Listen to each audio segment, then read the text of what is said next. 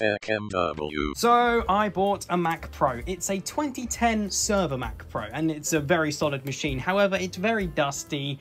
The specs, you know, questionable. It's got a Radeon HD 5770, 8 gigs of RAM. We can do better than that. The quad-core Xeon's all right, but we're going to upgrade it. So I've bought loads of new parts, and this is going to be, you know, very quickly, straight into it.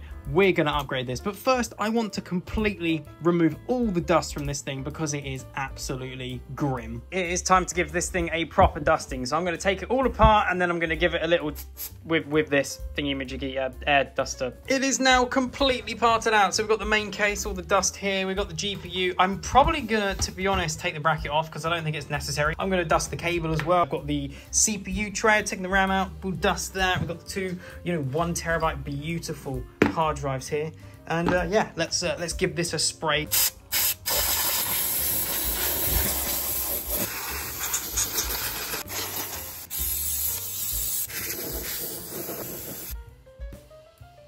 Literally looks brand new. And this thing now looks pretty much brand new. There's no dust anywhere. There's no dust on the GPU. There's a few marks on here, but like that's not dust anymore.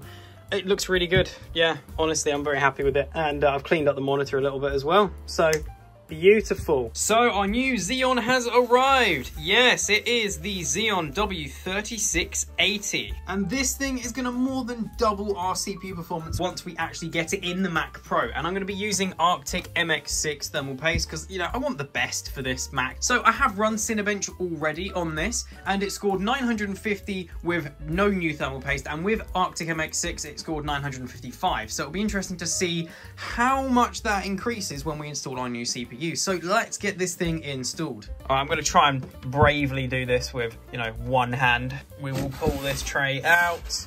Look at that. Now that is power right there. I did have this out yesterday anyway because I had to, you know, clean out the dust and, you know, put new thermal paste on just to try it out. But, you know, now we've got the humongous heatsink, which I didn't realize has a fan inside of it. So that's pretty cool. But anyway, enough of that. We have a special tool. It's a ridiculously long Allen key thing. So we're going to use this and we're just going to kind of poke it through in there. And then, yeah, we should just be able to kind of... All right, we have our cooler off. And we've got our old Xeon here with the new thermal paste I put on it yesterday. So let's just give that a little wipe. It's very difficult to make out, but there it is. Intel 08 W3530. So, you know, we are giving this quite a CPU upgrade here. All right, we're going to be very, very careful with this. But it's like, whoa! Okay, wasn't expecting that. And then we'll take our new one. I absolutely hate installing new CPUs. It's horrible. There we go. Right, our CPU's in. And let's really hope that that works. Paste on. And our new CPU with heatsink is installed. So let's get this back in the Mac and hopefully this thing will fire up. Okay, CPU tray's in. Please, please turn on. Life.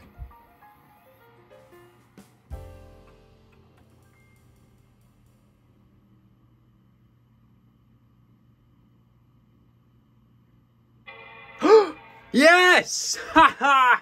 I was a bit nervous for a second then. It took a little bit longer than usual, but that's probably to be expected because of the CPU swap. Let's just hope we've got our correct CPU listed. If this is correct, we've now got the power of a i7 4770K, but with more cores and more threads. Yes, my friends, look at that. 3.33 gigahertz, 6-core Intel Xeon. Do you know what I'm thinking? Let's fire up some Cinebench. As you can see, our last benchmark, this was with the Arctic MX6 for a fair comparison. We got 955 on our multi-core. Let's now try our new CPU, and you know, it'll be good to do a stress test anyway, just to see if this thing breaks or destroys itself or sets on fire. Our 12 threads are working beautifully here. Look at that. Look at that. Beautiful. That is fantastic. That is absolutely fantastic. This chip actually doesn't run any hotter than the other Xeon did. I mean, the actual heat coming out the back is no more, and if you feel the heatsink itself, it doesn't actually feel any warmer than the other one did, which is surprising because we do have 2 more cores. and, you know, more threads and everything like that. So it should theoretically run a little bit better. And with our Xeon W3680, we have scored 1659. That is a pretty substantial improvement over the 955 on the old CPU. Now, we're not quite done because I am going to be upgrading this to 32 gigs of DDR3 as well. And I've ordered what is hopefully the right brand, so it should work absolutely fine. So we'll do another test with the additional RAM in the future.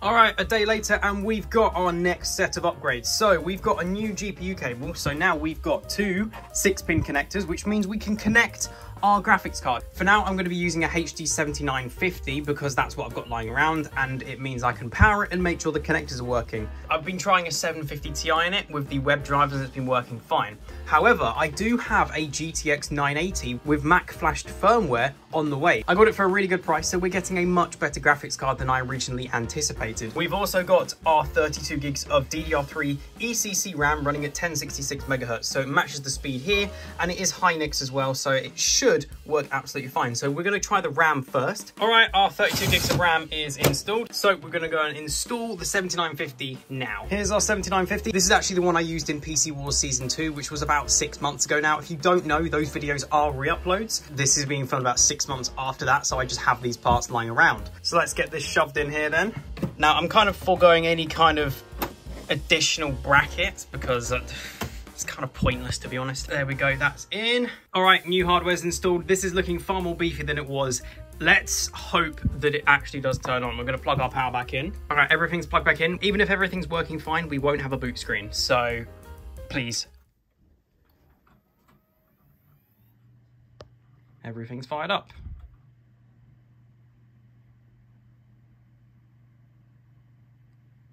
Give me a nice chime, please. This is very tense.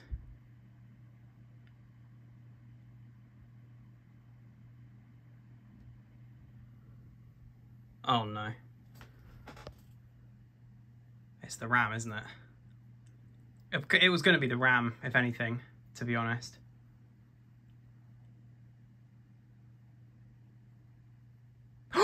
No way. I was so worried about that RAM not working because I was looking at it after I ordered it and I was like, hang on a minute, you know, is this RAM going to work? Like, they need such specific RAM. Let's just see if it is registering. Amazing stuff. So we've got our 32 gigs of RAM and our AMD Radeon HD 7XXX. I do absolutely love these Macs now. I probably will end up getting another one, to be honest, because they're so fun to work on. I didn't realize kind of most graphics cards will just work in them. Now, obviously that's not a guarantee, but I shoved the 750 Ti in it. It worked with the NVIDIA web drivers. The 7950 just works when you plug it in, at least on High Sierra. I don't know about future versions of macOS. I used a GTX 960 yesterday, powered off another PC's power supply because this doesn't have an 8-pin, and that worked with the NVIDIA web drivers. Like, they all work.